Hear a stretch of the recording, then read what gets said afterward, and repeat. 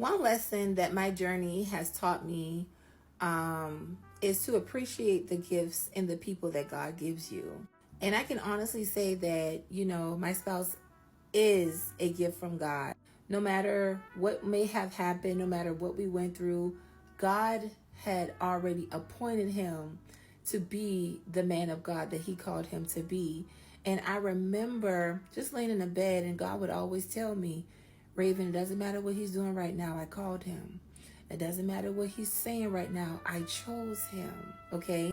And I have learned that God really is the one that has the final say over a person. One of my greatest lessons that I've learned when it came to my spouse was to never take advantage of a person's vulnerability. As women, we can definitely weaponize the emotions of our husbands when they are not responding in the way that we want, or when we're angry. A lot of women do it.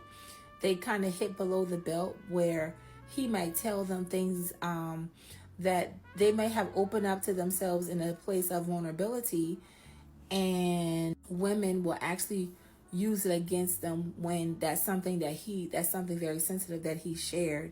And I used to do that. I used to take my husband's vulnerability for granted. And I'm telling you this now, and I've always said this: when God changes your husband or your spouse, and God brings them to a place of emotional intimacy where they're opening up to you about their deepest, darkest fears, I need you to understand that that is like gold.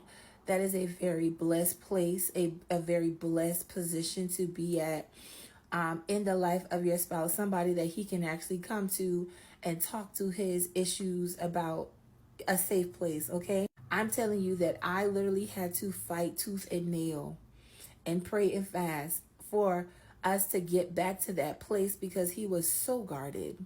So I want you to understand that never take it for granted.